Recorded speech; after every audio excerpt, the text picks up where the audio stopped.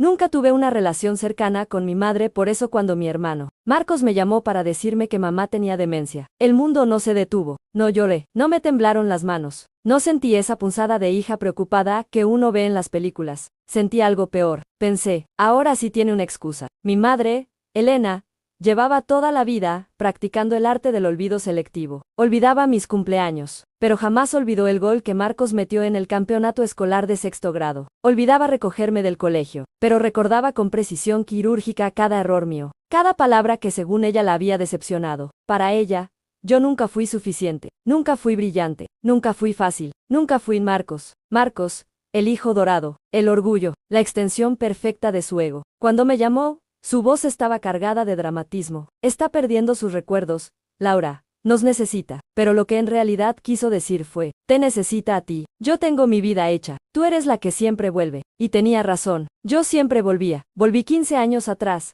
cuando juré que nunca más pondría un pie en ese pueblo. Volví a esa casa que olía a cera de muebles y a resentimiento viejo. La encontré sentada en su sillón de siempre, más delgada, más frágil, mirando la televisión sin entenderla. Cuando entré, me miró como se mira a un desconocido. ¿Quién eres tú?, preguntó. Sentí un golpe seco en el pecho. Soy Laura, mamá, tu hija. Y entonces sus ojos se iluminaron con una dulzura que nunca me había dedicado. Laurita, claro, has venido a ayudarme con la cena. En ese momento entendí algo terrible. La mujer que me había hecho sentir invisible, ahora no me recordaba en absoluto. Y yo no sabía que dolía más, haber sido olvidada, o darme cuenta de que, por primera vez en mi vida, no tenía a quien reclamarle el daño, porque si la memoria se va, también desaparece la culpa. Y lo que yo aún no sabía, es que su olvido no era tan real como parecía. Los primeros días intenté convencerme de que aquello era una tragedia, que la vida, por fin, me estaba dando un enemigo claro. La enfermedad. Era más fácil culpar a la demencia que aceptar que mi madre siempre había elegido no verme. Me instalé en mi antigua habitación. Las paredes seguían pintadas, del mismo color beige apagado que ella eligió cuando cumplí 15. Nunca me dejó cambiarlas. Ese rosa ridículo no entra en mi casa,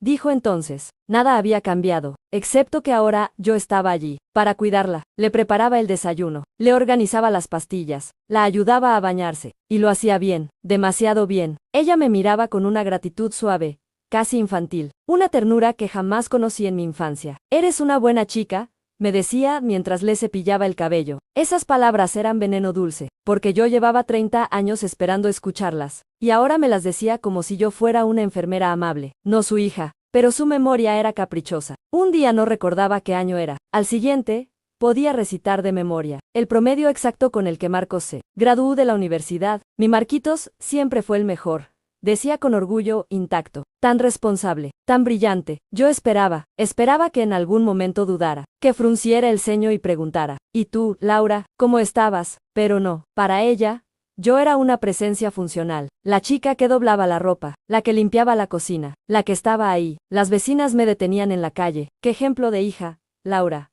Después de todo, vuelves para cuidarla. El perdón te hace grande. Sonreía, asentía, pero por dentro quería gritar. Perdón. ¿A quién se perdona cuando esa persona no recuerda haber hecho nada? No hay disculpa, no hay reconocimiento, no hay justicia. Solo una mujer frágil en un sillón, y una hija adulta que sigue intentando que la quieran. Y lo peor, es que empecé a tener esperanza. Una esperanza pequeña, ridícula. Pensé que tal vez esta era mi oportunidad. Si ella había olvidado a la hija problemática, quizás podía aprender a querer a la mujer en la que me convertí. Pero no sabía que mientras yo intentaba reconstruir algo, ella estaba construyendo otra cosa, algo que yo aún no podía ver, y que iba a destruirlo todo. La demencia de mi madre tenía reglas extrañas. Olvidaba que ya había desayunado, pero jamás olvidaba que Marcos odiaba el café con azúcar. Olvidaba dónde estaba el baño, pero recordaba exactamente en qué año él ganó su primer ascenso. Era como si su memoria fuera una casa incendiada, donde todo estaba reducido a cenizas, menos la habitación de su hijo favorito. Una tarde,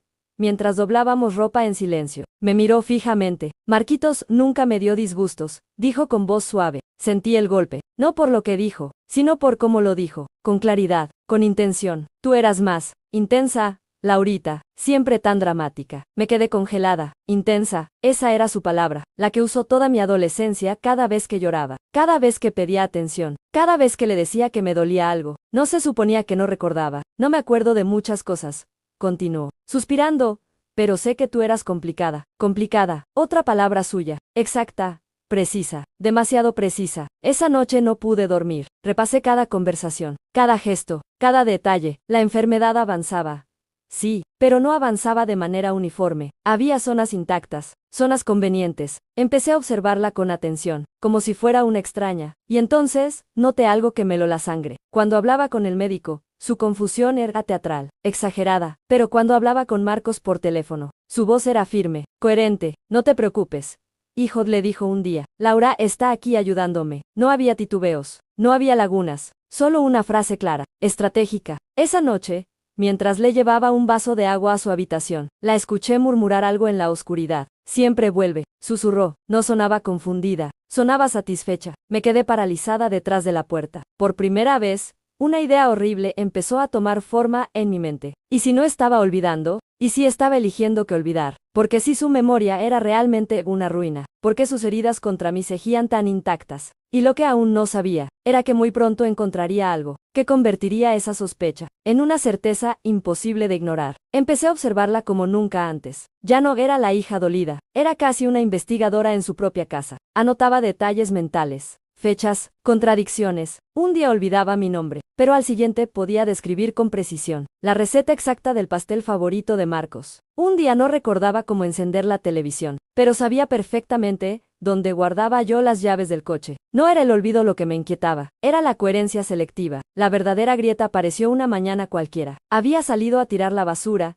y, al volver, la escuché hablando por teléfono. Su voz no era temblorosa, no era frágil, era firme, clara. No te preocupes, hijo, decía. Ella está aquí. Sí, todo bajo control. Me detuve en el pasillo. No era el tono de una mujer perdida en su mente. Era el tono de alguien que dirige una situación. Entré haciendo ruido para que notara mi presencia. En cuanto me vio, su expresión cambió. Sus ojos se nublaron. Su boca tembló. Laura, ya es de noche. Eran las 10 de la mañana. Sentí un escalofrío recorrerme la espalda. Esa tarde decidí hacer algo que nunca había hecho en mi vida. Revisar su habitación. No por morbo, no por curiosidad, por supervivencia emocional. Esperé a que se quedara dormida en el sillón. Entré en su cuarto con el corazón golpeándome las costillas. Abrí cajones. Nada. Armario. Ropa ordenada. Demasiado ordenada. Entonces lo vi. En el fondo, detrás de unas mantas viejas, había una caja de zapatos. Mi respiración se volvió irregular. No sabía por qué, pero sabía que no debía estar ahí. No en una casa donde nadie recordaba nada. La saqué despacio. Pesaba más de lo que imaginaba. No la abrí. No todavía, porque en ese instante escuché su voz detrás de mí. Laura,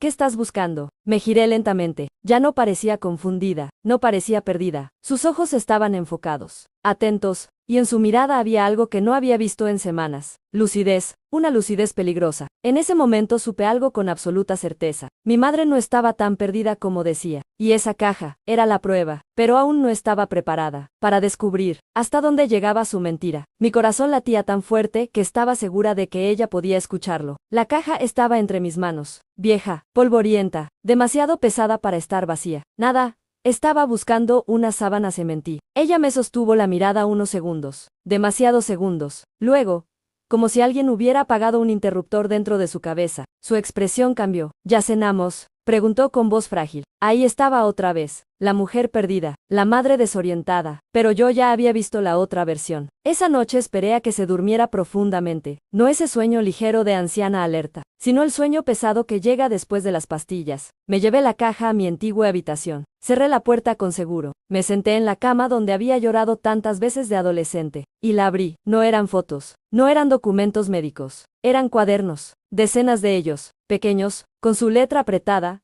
inclinada hacia la derecha. Reconocería esa caligrafía en cualquier parte. Mis manos empezaron a temblar. La mujer que olvidaba todo había estado escribiendo. Tomé el cuaderno más reciente, lo abrí por la última página, y sentí que el aire desaparecía de la habitación. Marcos insiste en que lo mío es demencia. Dejaré que lo crea. Es conveniente. Las palabras parecían quemarme los ojos. Mi memoria falla a veces, pero no la que importa. Recuerdo perfectamente quién fue Laura. Siempre intensa, siempre problemática, siempre necesitando algo. Tuve que cerrar el cuaderno un segundo. Mi pecho subía y bajaba con dificultad. Volví a abrirlo. Si cree que he olvidado, volverá. Siempre vuelve buscando amor. Es su debilidad. Y yo la necesito aquí. El mundo se volvió silencioso. Demasiado silencioso. No era demencia. Era estrategia. No era fragilidad. Era manipulación. Y lo peor no era que fingiera. Lo peor es que había planeado que yo regresara. Que dejara mi vida. Que volviera a ser la hija servicial. Cerré el cuaderno con manos heladas. Mi madre no estaba perdiendo la memoria. Estaba perfeccionando el papel de víctima. Y yo había caído exactamente donde ella quería. Pero aún no había leído lo peor. Porque en los siguientes cuadernos, mi nombre aparecía cada vez más. Y no como hija, sino como castigo. No dormí esa noche. Me quedé sentada en el suelo,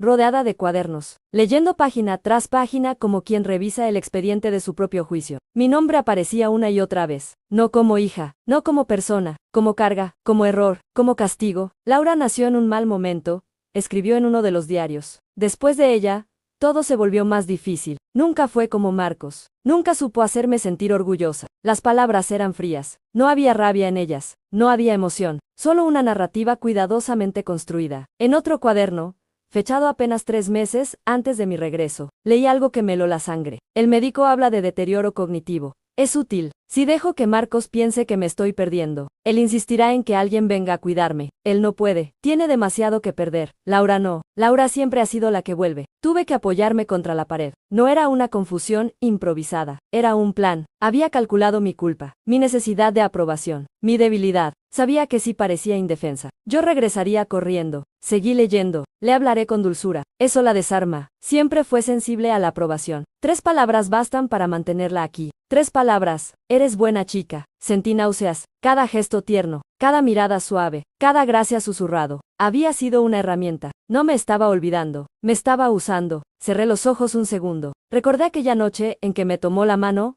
y me dijo que era buena. Cómo lloré en el pasillo. Cómo pensé que por fin me veía. No me veía. Me necesitaba. Y en el fondo de uno de los cuadernos, encontré algo aún peor. Debe aprender que siempre fue exagerada. Cuando me cuestione, fingiré no recordar. Eso la hace dudar. Siempre ha dudado de sí misma. El gaslighting no se había detenido con la edad. Solo había evolucionado. Mi madre no estaba enferma de olvido. Estaba enferma de control. Levanté la mirada hacia la puerta cerrada de mi habitación. Al otro lado del pasillo, dormía la mujer que durante años me convenció de que yo era el problema. Y ahora tenía pruebas. Pruebas de que nunca fui la hija difícil. Fui la hija manipulada, pero todavía no sabía qué hacer con esa verdad, porque enfrentarla significaba algo irreversible. Significaba dejar de esperar, que algún día me amara. Y eso, dolía más que cualquier mentira. Esa mañana la miré diferente. Ya no veía a una anciana frágil. Veía a una estratega. Ella estaba sentada en su sillón, mirando la televisión apagada. Cuando me vio entrar, inclinó la cabeza. Laura, hoy es domingo. Era miércoles. La observé en silencio unos segundos más de lo normal. Buscaba un gesto, una fisura, algo que confirmara lo que ya sabía. Pero su expresión era perfecta, demasiado perfecta. Y entonces entendí algo peligroso. Si ella estaba actuando, yo también podía hacerlo. Me acerqué con una sonrisa suave. Le acomodé la manta sobre las piernas. Sí, mamá, es domingo. Respondí con dulzura. Sus ojos se movieron apenas. Un microgesto, casi imperceptible. Satisfacción. Lo vi. Duró menos de un segundo, pero lo vi. No estaba confundida. Estaba evaluando. Ese día decidí no confrontarla. No todavía. En lugar de eso, empecé a cambiar pequeñas cosas. Le hacía preguntas sobre el pasado. Preguntas específicas. Fechas exactas. ¿Te acuerdas cuándo quemaste mis diarios? Solté una tarde, fingiendo casualidad. Su mano se tensó sobre la taza de té, apenas 1 milímetro. Luego me miró con ojos vacíos. Diarios, tú escribías. Ahí estaba otra vez. La niebla conveniente. Pero yo había leído suficiente. Sabía que lo recordaba. Esa noche escribí algo por primera vez en años. No en un diario, en mi teléfono. Anoté cada contradicción, cada respuesta incoherente, cada momento en que su lucidez aparecía y desaparecía según le convenía. No lo hacía por venganza, lo hacía por mí. Por primera vez en mi vida, no estaba intentando que me quisiera. Estaba intentando entenderla sin justificarla, y algo dentro de mí empezó a cambiar. Ya no esperaba que me pidiera perdón. Ya no esperaba que despertara un día diciendo, Laura, me equivoqué. Lo que estaba empezando a esperar era el momento exacto en que bajara la guardia, porque si ella había convertido la debilidad en arma, yo acababa de dejar de ser débil, y aún no sabía que el momento decisivo estaba más cerca de lo que imaginaba. La ironía es cruel. Durante semanas dudé de cada olvido, de cada mirada perdida, de cada pregunta repetida, y entonces, la enfermedad llegó de verdad. Primero fue la tos, seca, persistente, después la fiebre, alta, incontrolable. El médico habló de neumonía con voz grave. Esta vez no había actuación, no había teatro. Su cuerpo sí estaba fallando. La vi más pequeña que nunca en esa cama, más frágil, más humana, y odié que eso me confundiera, porque aunque sabía lo que había leído, aunque tenía pruebas de su manipulación, seguía siendo mi madre. Pasé las noches a su lado en el hospital del pueblo. La escuchaba respirar con dificultad. Contaba los segundos entre cada inhalación. A veces abría los ojos y me miraba. Y por primera vez, no sabía si lo que veía era estrategia o miedo. Marcos llegó 2 días después. Entró con lágrimas fáciles y voz rota. Abrazó a los médicos, a las enfermeras. A mí no. ¿Cómo está?, preguntó, pero sin mirarme. Yo llevaba 3 noches sin dormir. Mal, respondí simplemente. Se sentó junto a la cama y tomó su otra mano. Mamá, ¿estoy aquí?, susurró dramáticamente. Ella abrió los ojos. Y algo cambió en su expresión. No fue confusión, no fue ternura, fue claridad. Su mirada se movió de Marcos hacia mí, lenta, consciente, y por primera vez desde que regresé al pueblo, sentí que estaba completamente presente. El monitor pitaba con un ritmo irregular. La habitación olía a desinfectante y despedida. Marcos lloraba fuerte, como si necesitara que todos lo escucharan. Yo no lloraba, yo esperaba, porque sabía que si mi madre había fingido durante meses, no iba a irse sin dar su última jugada. Y entonces lo hizo. Me apretó la mano, con una fuerza imposible para alguien tan débil. No miró a Marcos, me miró a mí, y en sus ojos no había niebla, había intención. Sus labios se movieron apenas, y supe que lo que iba a decir no sería una despedida, sería una sentencia. El monitor marcaba un ritmo irregular. El sonido era hipnótico, frío, mecánico. Marcos lloraba a mi lado como si el mundo se estuviera acabando. Pero el mundo no se estaba acabando, se estaba revelando. Mi madre me apretó la mano, con una fuerza que no coincidía con su estado. Sus ojos estaban claros, lúcidos, sin rastro de niebla. Ignoró completamente a Marcos. Solo me miraba a mí. Mi corazón empezó a latir con violencia. Este era el momento que había esperado toda mi vida. Tal vez diría perdóname, tal vez diría te quiero, tal vez admitiría algo que cerrara la herida. Sus labios secos se movieron. Tuve que inclinarme para escucharla. Y entonces susurró: quemé tus diarios de adolescente. No iba a dejar que nadie leyera las mentiras que escribías sobre mí. El tiempo se detuvo. No dijo que me quería, no dijo que lo sentía. Eligió ese recuerdo específico. Ese acto cruel que durante años negó haber hecho. Yo tenía 16 cuando descubrí que mis cuadernos habían desaparecido. Mis pensamientos, mi refugio, mis intentos desesperados de entenderla. Ella me juró que yo los había perdido. Me llamó descuidada, dramática, y ahora, en su lecho de muerte, lo confirmaba, lo recordaba, siempre lo recordó. Mi respiración se volvió inestable. No era demencia, nunca lo fue del todo. Era selección, era control, era castigo. Con el último hilo de fuerza que le quedaba, señaló con la barbilla hacia el fondo de su habitación, el armario. Después su mano perdió presión. Su mirada se vació, y algo escalofriante ocurrió. Sonrió, no una sonrisa amplia, no una sonrisa tierna, una pequeña curva en los labios, sutil, satisfecha. El monitor emitió un sonido continuo. Marcos gritó su nombre. Yo no, porque en ese instante entendí algo devastador. Hasta su último aliento. Había elegido herirme, pero también me había dejado algo, una dirección, el armario, y yo estaba a punto de descubrir que su confesión no era lo peor que había guardado. Marcos salió de la habitación entre sollozos, llamando a la enfermera, a la funeraria, al mundo entero. Yo me quedé unos segundos más. El cuerpo de mi madre aún estaba tibio, y lo último que me dejó no fue amor, fue una pista. El armario. Caminé hacia él con las piernas entumecidas. Cada paso resonaba en el suelo del hospital como si alguien más me estuviera observando. Abrí la puerta, ropa, zapatos, el olor familiar de su perfume antiguo. Por un instante dudé. Tal vez todo había sido una alucinación. Tal vez su confesión fue producto de la fiebre. Pero entonces la vi. En el fondo, debajo de una pila de mantas cuidadosamente dobladas. La misma caja de zapatos. La misma que había encontrado días antes en casa. No era casualidad. La tomó consigo al hospital. La protegió. Con manos frías la saqué. Pesaba, más que culpa, más que recuerdos. Miré hacia la puerta. Marcos no estaba. La abrí. No eran mis diarios. No eran fotos familiares. Eran cuadernos. Decenas, con su letra. Fechas recientes. Muy recientes. Incluso durante su supuesto deterioro. Tomé el de arriba. Lo abrí al azar. Laura regresó hoy. Funcionó. Sentí que el aire desaparecía de la habitación. Marcos cree en la demencia. Es más fácil así. Él no cuestiona. Nunca cuestionó nada. Pase la página con manos temblorosas. Laura observa demasiado. Tendré que ser más cuidadosa. A veces olvido fingir. Olvidar fingir. La ironía casi me hizo reír. Seguí leyendo. No puedo permitir que piense que tenía razón sobre los diarios. Negarlo siempre la desestabiliza. Dudar de su memoria es la mejor forma de controlarla. Cerré los ojos. Años creyendo que exageraba, que inventaba, que recordaba mal. Y ahora estaba escrito. Negarlo era intencional. Era método. No era una madre confundida. Era una mujer consciente de cada movimiento. Y entonces leí la última entrada, escrita una semana antes de que yo llegara al pueblo. El médico dice que es demencia temprana. Lo usaré. Laura siempre vuelve buscando amor. Es su debilidad. Y será mi salvación. No sentí rabia. No sentí ganas de gritar. Sentí algo peor. Vacío. Toda mi compasión. Toda mi esperanza de un reinicio. Todo el esfuerzo por creer que la enfermedad la había suavizado. Había sido parte del plan. Cerré la caja lentamente. Mi madre no perdió la memoria. Perfeccionó su crueldad. Y me dejó la prueba en las manos. No como arrepentimiento. Como último acto de poder. Pero lo que ella no calculó es que esa prueba ya no me destruiría. Esta vez, me iba a liberar.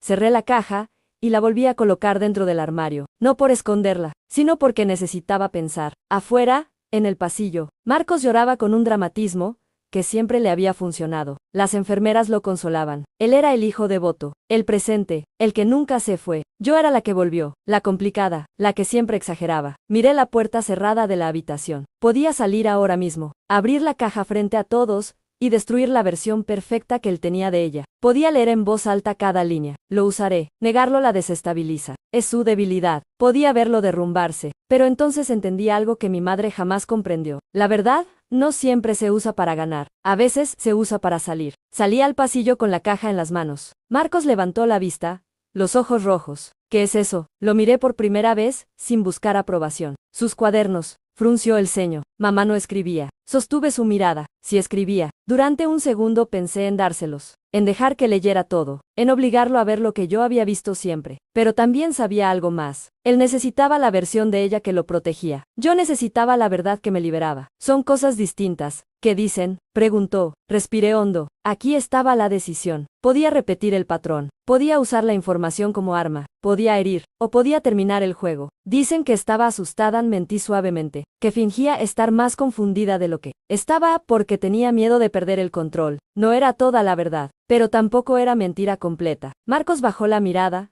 procesándolo. Siempre fue fuerte, murmuró. Sí, lo fue, demasiado. Me los voy a quedar, le añadí. No pidió verlos, no insistió, porque en el fondo, Marcos nunca quiso saber demasiado. Y por primera vez en mi vida, eso no me enfadó. Esa noche, sola en la casa, extendí los cuadernos sobre la mesa de la cocina. Podía quemarlos. La justicia poética. Podía guardarlos como prueba. O podía hacer algo más difícil. Arranqué la última página, la que decía que mi debilidad era volver buscando amor. Tomé un bolígrafo, y debajo escribí. Volví buscando cierre. Y lo encontré. No necesitaba que ella me pidiera perdón. No necesitaba que Marcos entendiera. No necesitaba exponer nada, porque la manipulación funciona mientras buscas aprobación. Y esa noche, dejé de buscarla. Cerré la caja, no como secreto, como final, y por primera vez desde que tengo memoria. El silencio de la casa no pesaba, era paz. Han pasado 8 meses. La casa se vendió en primavera. Marcos se quedó con la mayoría de los muebles. Yo solo me llevé la caja, no por apego, por claridad. Ahora vivo en un apartamento pequeño en la ciudad. Hay plantas en las ventanas. Luz, silencio que no pesa. La primera vez que alguien levantó la voz en mi presencia. Una discusión trivial en el trabajo. Sentí el viejo impulso. Encogerme, explicarme, asumir que había hecho algo mal. Pero no lo hice. Respiré, y esperé. La discusión no era sobre mí. Nunca lo había sido casi nada. Eso fue lo que más me cambió. Empecé terapia 2 semanas después del funeral. No para hablar de mi madre, sino para hablar de mí. Descubrí algo incómodo. Había aprendido a amar como quien rinde examen. Siempre atenta, siempre midiendo el tono, siempre corrigiéndome para no activar el castigo invisible. Y cuando alguien se mostraba distante, yo corría detrás. Cuando alguien dudaba de mí, yo me explicaba. Cuando alguien me hería, yo buscaba entenderlo antes que defenderme, porque eso era lo que hacía con ella. Un día, en sesión, dije en voz alta, creo que siempre intenté demostrar que mi memoria era válida. Y al decirlo, Entendí, no era solo por los diarios, era por cada vez que me dijo que exageraba, que inventaba, que era demasiado sensible. Crecí dudando de mis propios recuerdos. Ahora ya no, la caja sigue en mi armario. No la he abierto otra vez. No la necesito. La prueba ya no está en los cuadernos. Está en mi paz. Hace 2 semanas cené con alguien. Nada dramático, nada intenso. Me preguntó qué había sido lo más difícil de mi último año. Pensé en la neumonía, en el hospital, en la sonrisa final. Pero respondí otra cosa. Aceptar que alguien puede no amarte como necesitas. Y que eso no dice nada sobre tu valor. Lo dije sin temblar. Esa fue la verdadera herencia que transformé. Mi madre usó la negación como arma. Yo uso la claridad como límite. Si alguien minimiza lo que siento, no discuto durante horas. Si alguien intenta hacerme dudar de lo que viví, no me explico 3 veces. Simplemente observo. Y decido. La última vez que hablé con Marcos fue breve. A veces la extraño, me dijo. Yo también la extraño. Pero extraño a la madre que imaginé, no a la que fue. Y esa diferencia ya no me rompe. Anoche soñé con mis diarios de adolescente. No estaban quemados. Estaban en blanco. Me desperté entendiendo algo simple. No puedo recuperar lo que destruyó. Pero puedo escribir sin miedo ahora. Y eso es suficiente. Porque al final, su última jugada no fue mi condena. Fue el punto exacto donde dejé de jugar.